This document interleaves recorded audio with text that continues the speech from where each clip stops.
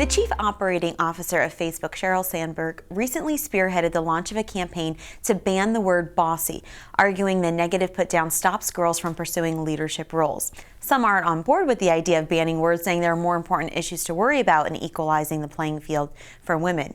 Well, joining me is Dr. Susan Whitbourne, who's a psychology professor at UMass Amherst and also the best-selling author, and she's here to explain this new trend and talk about where it came from. Thank you so much, Doctor. Thank you. It's nice to be here. So talk about how this all got started. You ended up writing a blog post about this, correct? I did. I saw on the news that the Ban Bossy movement had been kicked off, and I thought, all right, I'll do a little digging and see what I can find in the psychology literature. And it wasn't long before I found a whole treasure trove of articles about women in leadership and women and girls, and helping girls to embrace the idea of being a leader instead of feeling that it's somehow tainted or something they don't want to associate with.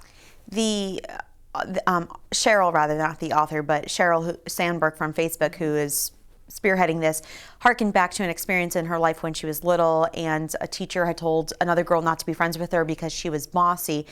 I guess being seen that more aggressive girls or type A personality girls are being seen as bossy, which can be a negative. Now, some people would argue and say, well, words shouldn't define you. And I got such a response from people on social media, both for and against this. But I guess what you're saying is that this is beyond just a simple word.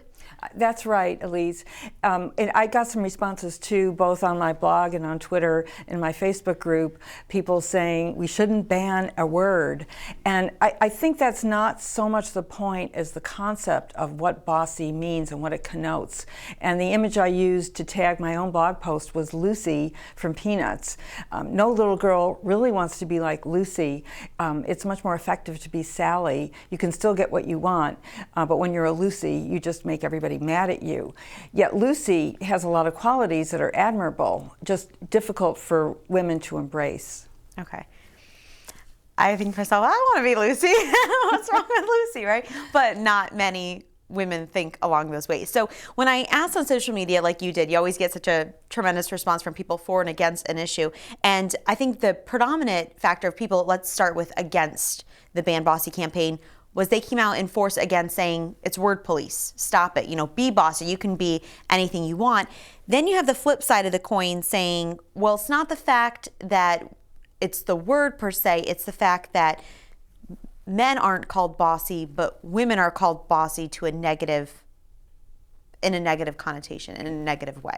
That's right. Bossy is definitely a genderized term, and when applied to girls, little girls, big girls, whatever your age, it isn't the word, it's what it represents. It's saying, you're in my face, you're trying to take over, you're trying to be like a man, and don't be that way. That's not how girls behave.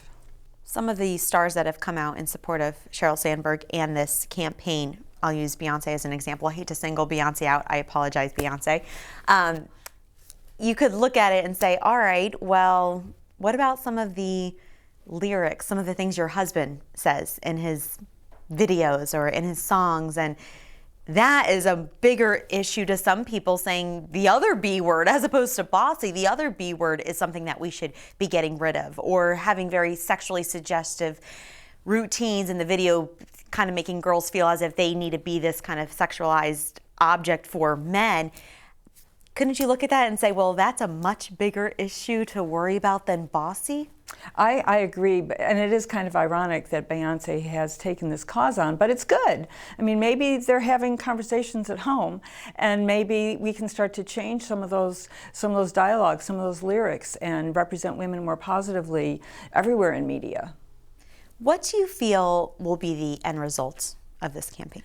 I am hoping that a lot of people read about this, think about this, and that women start to help girls, mentor girls, and lead girls, and understand different concepts of leadership. The leadership training programs that I've read about and also been a part of look at leadership in a more inclusive way rather than one person bossing everybody around. It's bringing everybody in cooperatively, and so mentorship is a really important part of that. So I'm hoping that will be a result of this campaign. Dr. Whitbourne, always an interesting conversation with you whenever you're on the show. Thank you so much. Thank you, Elise. Great to be here.